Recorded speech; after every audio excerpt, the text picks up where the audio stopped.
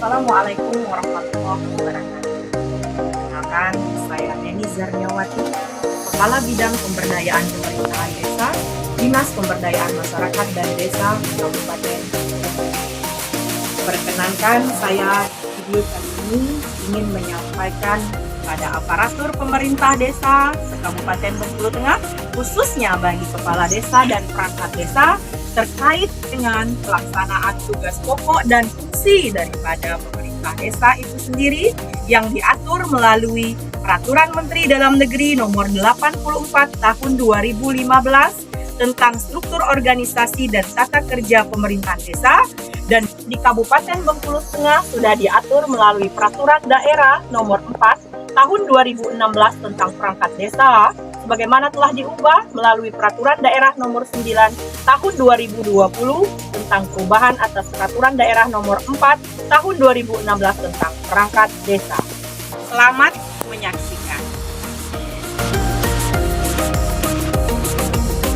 Jalankan suatu roda pemerintahan desa, tentunya kita harus memahami terkait dengan pelaksanaan tugas pokok dan fungsi daripada aparatur pemerintahan desa itu sendiri.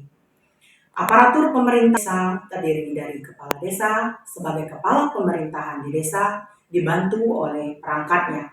Perangkat desa dan kepala desa terkait dengan pelaksanaan tugas pokok dan fungsinya diatur di dalam Peraturan Menteri Dalam Negeri 84 Tahun 2015 tentang struktur organisasi dan tata kerja pemerintah desa.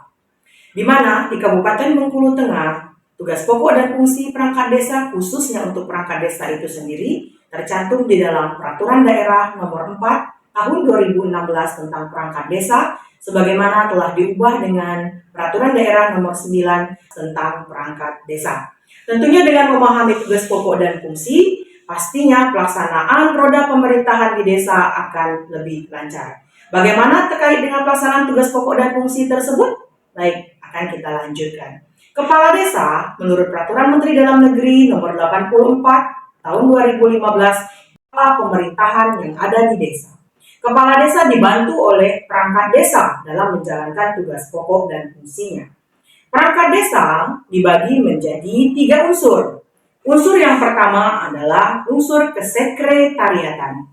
Unsur kesekretariatan ini tentunya dipimpin oleh kepala sekretariat yang biasa kita sebut sebagai sekretaris desa. Sebagai kepala sekretariat tentunya yang menjadi urusan inti daripada kesekretariatan adalah urusan-urusan administratif. Sekretaris desa selaku kepala sekretariat itu tentunya tidak bekerja secara sendirian. Dia dibantu oleh staf sekretariat. Siapa saja staf sekretariat? Sering disebut sebagai kepala urusan atau disingkat dengan KAUR. Ketiga kepala urusan tersebut meliputi kepala urusan tata usaha dan umum, kepala urusan keuangan, dan kepala urusan perencanaan. Adapun tugas pokok dan fungsi daripada kepala urusan tata usaha dan umum yaitu melaksanakan tata naskah dinas, administrasi surat menyurat, arsip, ekspedisi, penataan administrasi perangkat desa itu sendiri, penyediaan prasarana dan prasarana perangkat, serta kantor desa, menyiapkan rapat, kemudian inventarisasi aset desa. Itu yang merupakan poin krusial daripada tugas pokok dan fungsi daripada KAUR tata usaha dan umum.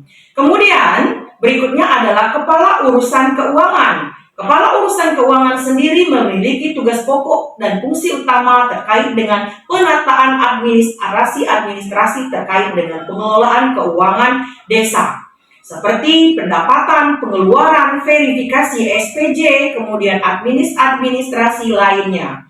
Jadi, kepala urusan keuangan adalah yang mengerjakan seluruh administrasi pengelolaan keuangan, baik pada tingkat pengajuan dana sampai nanti verifikasi surat pertanggungjawaban ataupun SPJ di desa. Kemudian seterusnya adalah kepala urusan perencanaan. Tugas utamanya adalah mengordinasikan urusan-urusan yang terkait dengan pengelolaan dokumen perencanaan di desa. Adapun dokumen perencanaan di desa itu meliputi RPJMDes atau Rencana Pembangunan Jangka Menengah Kepala Desa sendiri dan RKP Desa. Kemudian juga dia menginventarisir data-data dalam rangka pembangunan, melakukan monitoring dan evaluasi program, serta penyusunan laporan. Dengan adanya ketiga kepala urusan itu tadi, maka tugas pokok dan fungsi sekretaris desa sendiri akan menjadi lebih mudah, di mana sekretaris desa di sini selaku koordinator, verifikator, tingkat akhir sebelum administrasi surat menyurat itu sendiri naik ke ranah kepala desa untuk ditandatangani atau disetujui. Unsur kesekretariatan di dalam tubuh perangkat desa itu sendiri terdapat unsur yang kedua, yaitu unsur pelaksana teknis. Unsur pelaksana teknis ini dipimpin oleh kepala seksi atau sering kita singkat sebagai KASI, yang bertugas membantu kepala desa sebagai pelaksana tugas operasional. Karena namanya sendiri adalah teknis, berarti kepala seksi ini membidangi program ataupun bidang-bidang yang sudah dibagi secara khusus, yang tentunya nanti akan melakukan tugas pokok dan fungsinya sesuai dengan bidang-bidang yang ia pedomani. Kepala seksi tersebut meliputi kepala seksi pemerintahan, kepala seksi kesejahteraan, dan kepala seksi pelayanan. Adapun tugas pokok dan fungsi daripada kepala seksi pemerintahan meliputi pelaksana teknis di bidang manajemen tata praja pemerintahan, menyusun regulasi-regulasi desa, pembinaan masalah pertanahan, pembinaan masalah ketentraman ketertiban, pelaksanaan upaya perlindungan masyarakat, kependudukan, penataan pengolahan wilayah, serta pendataan dan pengelolaan profil desa. Jadi, tugas pokok tersebut merupakan tugas pokok dan fungsi daripada KASI pemerintahan selaku pelaksana teknis. Data-data kemasyarakatan, data-data pertanahan yang ada di desa, data-data kependudukan yang ada di desa merupakan tugas pokok KASI pemerintahan untuk menyediakannya, tentunya dengan berkoordinasi dengan perangkat desa lainnya. Kemudian, kepala seksi yang kedua adalah kepala seksi kesejahteraan, memiliki fungsi untuk melaksanakan pembangunan sarana dan prasarana yang ada di desa, baik di bidang pendidikan, di bidang kesehatan, dan sosialisasi serta motivasi untuk masyarakat di bidang budaya, ekonomi, politik, lingkungan hidup, pemberdayaan keluarga pemuda, olahraga, dan karang taruna. Atau lembaga-lembaga ini di desa sering tergabung ke dalam lembaga kemasyarakatan desa dan lembaga adat desa. Kemudian kepala seksi yang berikutnya adalah seksi pelayanan. Seksi pelayanan ini memiliki fungsi melaksanakan penyuluhan, motivasi terhadap pelaksanaan hak dan kewajiban masyarakat, meningkatkan upaya partisipasi masyarakat, pelestarian nilai-nilai sosial budaya masyarakat, keagamaan, dan kerjaan. Aparatur pemerintah desa se-Kabupaten Bengkulu Tengah yang saya sayangi. Ketiga fungsi daripada kepala seksi tadi, jika kita kaitkan dengan bidang-bidang yang menjadi tugas pokok dan fungsi daripada kepala desa itu sendiri, dapat dibagi menjadi kepala seksi pemerintahan, tentunya sesuai dengan bidangnya, dia memimpin hal-hal ataupun program kegiatan terkait dengan pelaksanaan bidang pemerintahan. Tadi sudah disebutkan di awal, diantaranya adalah permasalahan kependudukan, pertanahan, regulasi, dan profil desa. Kemudian, kepala seksi kesejahteraan sendiri, kalau kita lihat daripada tugas pokok dan fungsinya, itu membidangi bidang pembangunan yang ada di desa. Tentunya, pembangunan di sini bukan hanya pembangunan yang bersifat fisik, namun juga non-fisik. Meliputi pembangunan di bidang kesehatan, di bidang pendidikan, pembangunan terkait dengan lembaga kemasyarakatan desanya, dan lembaga adat yang ada di desa. Kemudian untuk kepala seksi pelayanan itu cenderung melaksanakan tugas pokok dan fungsi di bidang pemberdayaan masyarakat dan di bidang pembinaan kemasyarakatan yang ada di desa. Kemudian unsur yang ketiga adalah kepala kewilayahan atau sering disebut sebagai kepala dusun. Ada juga di beberapa wilayah menyebut sebagai kadus. Kalau kita kadun, kalau di beberapa wilayah lainnya sering disebut sebagai kadus. Untuk kadun ini sendiri atau kepala dusun ini sendiri memiliki tugas pokok dan fungsi membantu kepala desa dalam pelaksanaan tugas kewilayahannya. Ruang lingkup dari pelaksanaan tugas kepala dusun ini tadi meliputi lingkup dusun yang ia pimpin itu sendiri. Adapun tugas pokok dan fungsinya tentunya melaksanakan seluruh bidang yang dilaksanakan oleh kepala desa. Dia melakukan pengawasan terkait dengan pelaksanaan di bidang pemerintahan, yaitu penyediaan data-data tanah yang ada di dusun, data-data kependudukan yang ada di dusun, dan data-data lainnya terkait dengan bidang pemerintahan. Kemudian di bidang pembangunan, dia juga mengawasi pelaksanaan pembangunan yang ada di desa. Kemudian dia juga melakukan pendataan terkait dengan aset-aset desa yang sudah dibangun di dusunnya masing-masing dan pelaksanaan bidang-bidang pembangunan lainnya.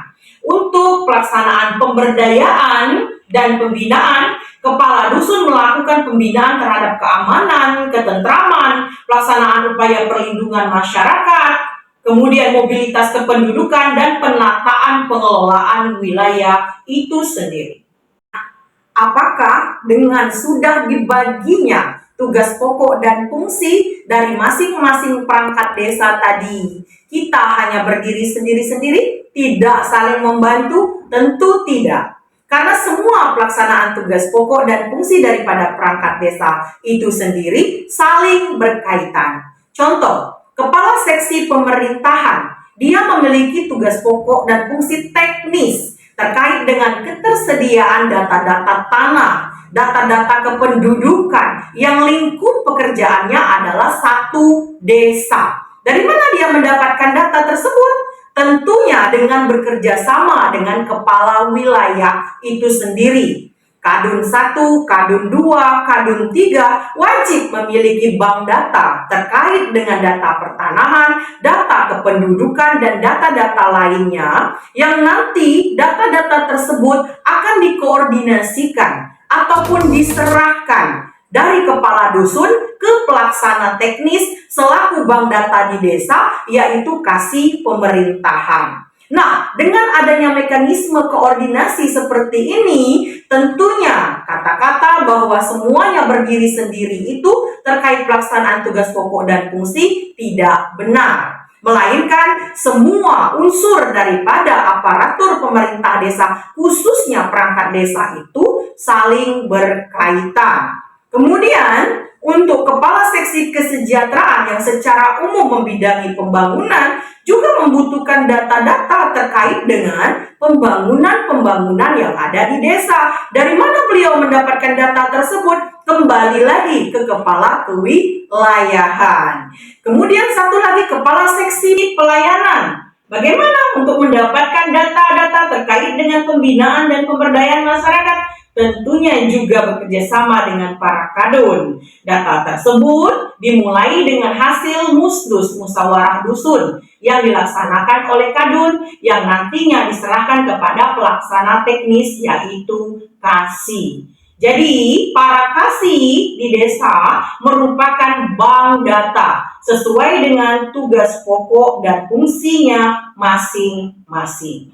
Demikianlah tadi pemaparan terkait dengan struktur organisasi dan tata kerja pemerintah desa berikut dengan pelaksanaan tugas pokok dan fungsi daripada aparatur pemerintah desa terkait dengan tugas pokok dan fungsi perangkat desa dan kepala desa khususnya. Jadi, dengan memahami hal tersebut, maka besar harapan kami dari Dinas Pemberdayaan Masyarakat dan Desa Kabupaten Bengkulu Tengah agar desa-desa kami se-Kabupaten Bengkulu Tengah khususnya aparatur pemerintah desa, dapat menjalankan tugas pokok dan fungsi yang diberikan kepada mereka sesuai dengan aturan dan regulasi yang berlaku. Hingga kedepannya tidak ada lagi pelaksanaan tugas pokok dan fungsi khususnya bagi perangkat desa yang hanya diberatkan pada satu titik saja. Kenapa? Karena ringan sama dijinjing dan berat sama dipikul. Semuanya memiliki tugas pokok dan kewajiban masing-masing yang sudah diatur dalam peraturan khususnya di Kabupaten Bengkulu Tengah di dalam Perda 4 tahun 2016 tentang perangkat dan Perda 9 tahun 2020 tentang perubahan atas Perda 4 tahun 2016 tentang perangkat desa. Mari ke depan kita tetap kompak dan melakukan tugas pokok dan fungsi sesuai dengan regulasi. Semangat kerja, mari membangun desa.